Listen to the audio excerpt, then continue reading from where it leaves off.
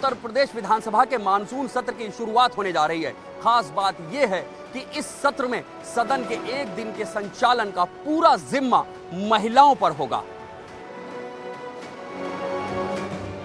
सोमवार से उत्तर प्रदेश विधानसभा के मॉनसून सत्र की शुरुआत होने जा रही है। इससे पहले सर्वदलीय बैठक में तमाम दलों के प्रतिनिधियों से सत्र को सुचारू रूप से चलाने को लेकर चर्चा की गई। इस दौरान सत्र के संचालन को लेकर विपक्ष के नेताओं के साथ बैठक में मंथन हुआ। इस बार भी सदन की कार्यवाही पेपरलेस ही रहेगी। इसी विधान परिषद में इसके लिए सदस्यों के प्रशिक्षण की भी व्यवस्था की गयी।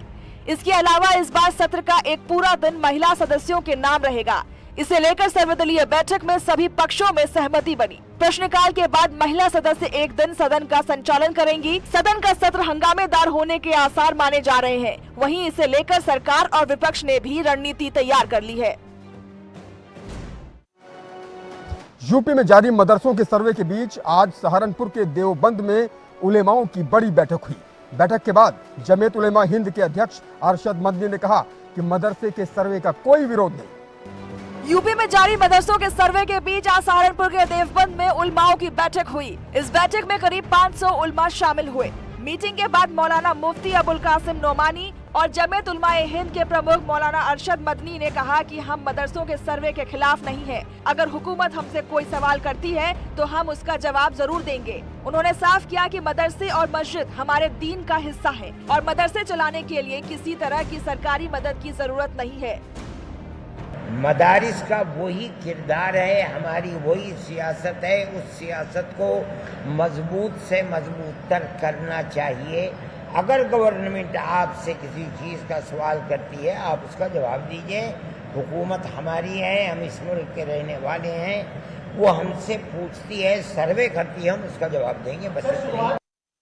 मुरादाबाद से सपा के सांसद एसटी हसन ने लखीमपुर खीरी के आरोपियों की सजा की मांग करते हुए विवादित टिप्पणी कर दी। लखीमपुर कांड को लेकर समाजवादी पार्टी से सांसद एसटी हसन का विवादित बयान सामने आया है। एसटी हसन ने विवादित टिप्पणी करते हुए आरोपियों पर सख्त सजा की सिफारिश की है। लखीमपुर खीरी केस को लेकर प्रतिक्रिया देते वक्त मुरादाबाद के एसपी सांसद एसटी हसन ने काफी तल्ख लहजे में बयान दिया। आरोपियों को सख्त से सख्त सजा दिए जाने की मांग करते हुए एसटी हसन ने कहा कि अगर आरोपी मुसलमान है तो उन्हें चौराहे पर आधा आधा गाड़ दिया जाए और पत्थरों से मार दिया जाए ताकि आगे से कोई दुष्कर्म करने की कोशिश ना करे। जिन लोगों ने ये दुष्कर्म करा है, जाहिर सी बात है कानून के हिसाब से उन्हें सख्त से सख्त सजा मिलनी चाहिए। और अगर वो मुसलमान हैं तो उनको चौराहों पे आधा आधा जमीन में गाड़ दिया जाए और उन्हें पत्थरों से मार दिया जाए। ये सजा है ताकि कभी कोई दुष्कर्म करने की कोशिश न करे। लखनऊ की विधानसभा में नहीं मिलेगी शिवपाल यादव को आगे की सीट। सपा की मांग को खारिज कर दिया गया है।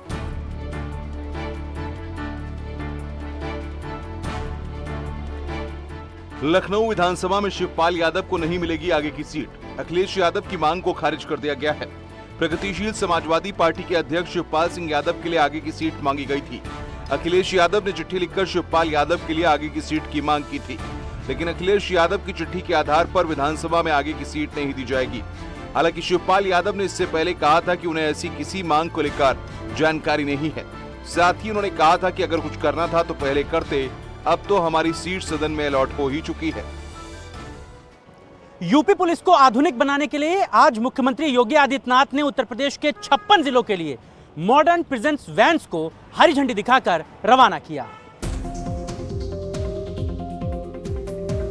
उत्तर प्रदेश की योगी सरकार यूपी पुलिस को आधुनिक बनाने की मुहिम के तहत कई बड़े कदम उठा चुकी है। इसी कड़ी में आज सीएम योगी ने 56 जिलों को विशेष प्रिजन वैन्स का तोहफा दिया। सीएम योगी ने लखनऊ में 56 जिलों के लिए मॉडर्न प्रिजन वैन्स को हरी झंडी दिखाई। इस मौके पर सीएम योगी ने कहा कि उत्तर प्रदेश में कानून व्यवस्था नजीर बन रही है। पुलिस बल को मजबूत करने के लिए कई कदम उठाए गए हैं। कभी क्रिटिकल स्टेटस में शुमार उत्तर प्रदेश में अब अपराधियों में कानून का डर पैदा हुआ है। उन्होंने कहा कि हम पुलिस को आधुनिक तकनीक से लैस कर रहे हैं। 2017 के पहले जिस राज्य में दंगे, फसाद, अराजकता, गुंडागिर्दी चरम पर मानी जाती थी, पुलिस भागती थी और अपराधी दौड़ाते थे, आज उस दृश्य से उभर करके कानून के साथ खिलवाड़ करने वाले कोई भी व्यक्ति, आज उसे मालूम है कि कानून के साथ खिलवाड़ की क्या कीमत होती है और कानून का एक भय है और सही मायने में कहें तो कानून का राज स्थापित करने की दिशा में जो कार्य हुए हैं, आज उसने उत्तर प्रदेश को निवेश के एक बेहतर गंतव्य के रूप में भी स्थापित किया है।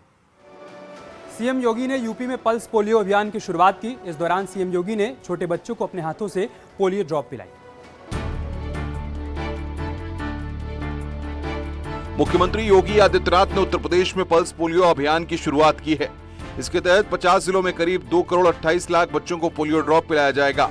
मुख्यमंत्री योगी आदित्यनाथ ने कहा कि हमारा कर्तव्य है कि हम लोगों की सेहत की हिफाजत में योगदान दें। कार्यक्रम के दौरान सीएम योगी ने छोटे बच्चों को अपने हाथों से पोलियो ड्रॉप्स पिलवाई। हर बच्चे को पोलियो का टीका देना जरूरी है। इस बात का ध्यान रखें कि कोई भी बच्चा टीकाकरण से छूटने ना पाए। मुख्यमंत्री ने कहा कि पल्स पोलियो अभियान में हर व्यक्ति को सहयोग करना होगा। सभी के संयुक्त प्रयास से पोलियो को दूर किया जा सकता है। विगत 12 वर्ष से उत्तर प्रदेश के अंदर कोई भी पोलियो से संबंधित मामला देखने को नहीं मिला। लोकतांत्रिक व्यवस्था में स्वास्थ्य के प्रति भारत की जागरूकता और भारत की सफलता की एक नई कहानी कहता है कि लोकतांत्रिक मूल्यों और आदर्शों के साथ जीते हुए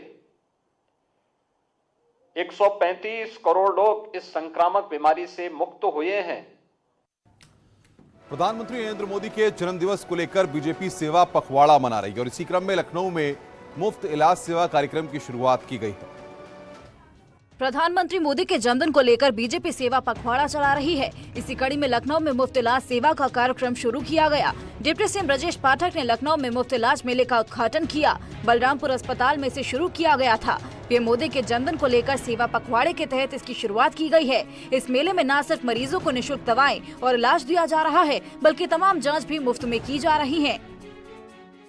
हेल्थ चेकअप कैंप चल रहा है और पूरे लखनऊ से लोग आकर के यहाँ निःशुल्क हेल्थ जांच करा सकते हैं, दवाइयाँ ले सकते हैं और ऑपरेशंस भी लगातार हो रहे हैं। स्वास्थ्य महकमा पूरे प्रदेश की स्वास्थ्य व्यवस्था के लिए उच्च कोटि की सुविधाएं दे रहा है। हमारे जो चिकित्सक हैं वो मैं कह सकता हूं कि पूरे देश और पूरी दुनिया के सर्वश्रेष्ठ चिकित्सक हैं।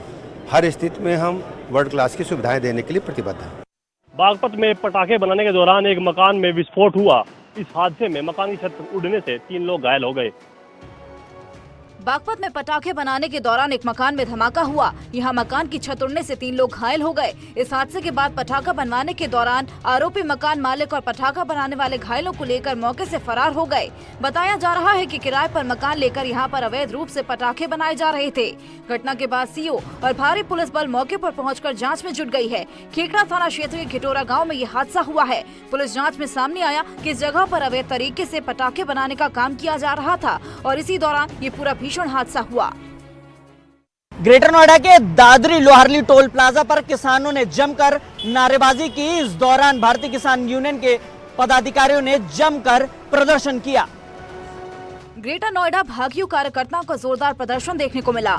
इस दौरान दादरी लाहुलरली टोल प्लाजा पर किसानों ने जमकर हंगामा किया। भाकियू कार्यकर्ताओं ने स्थानीय लोगों से टोल वसूलने की बात को लेकर प्रदर्शन किया। इस दौरान भारतीय किसान यूनियन ने कार्यकर्ताओं ने NH 91 पर दादरी लोहारली टोल को काफी देर तक जाम कर दिया। साथ ही इस दौरान किसानों के हंगामे की वजह से किसी से भी टोल नहीं लिया जा सका। किसानों का आरोप है कि हाईवे पर बड़े बड़े गड्ढे हैं। स्ट्रीट लाइट नहीं होने से हर रोज हादसे होते हैं। प्रदर्शन के दौरान मौके पर भारी पुलिस फोर्स मौजूद रही और काफी मशक्कत के बाद हंगामे को खत्म कराया जा सका। देवरिया में अल्ट्रासाउंड सेंटर पर छापेमारी की कार्रवाई की गई है। लिंग जांच के शक पर भाटपार रानी में 2 सेंटर को सील कर दिया गया है। देवरिया में अल्ट्रासाउंड सेंटर्स पर छापेमारी की गई, जिसमें शहर के कई डायग्नोस्टिक सेंटर्स पर छापेमारी की गई। जिले के अलग अलग इलाकों में छापे की कार्रवाई चली। भाटपार रानी इलाके में महावीर सेंटर और ऋषि डायग्नोसिस सेंटर को सील कर दिया गया और उनके खिलाफ केस भी दर्ज किया गया। दरअसल इन चारों अल्ट्रासाउंड सेंटरों पर लिंग परीक्षण का अंदेशा जताया जा रहा था। बताया जा रहा है कि इन सेंटर से डॉक्टर गायब थे, साथ ही बाकी स्टाफ भी प्रशिक्षित नहीं थे। सदर एसडीएम के नेतृत्व में इन चारों डायग्नोस्टिक सेंटर्स की अल्ट्रासाउंड मशीन को सील कर दिया गया। साथ ही उनके सभी कागजात को भी जब्त कर लिया गया। Saurabh diagnostic centre, doctor scan centre आदि विभिन्न अल्ट्रासाउंड सेंटरों की जांच की गई, जहां पर अल्ट्रासाउंड सेंटरों पर अनियमितता प्राप्त किए जाने के उपरांत उनको नोटिस सर्व कराई गई। नोटिस के उपरांत उनका दोष सिद्ध होने की स्थिति में जिलाधिकारी महोदय के निर्देश के क्रम में इनके अल्ट्रासाउंड सेंटर सील कर दिए जाए।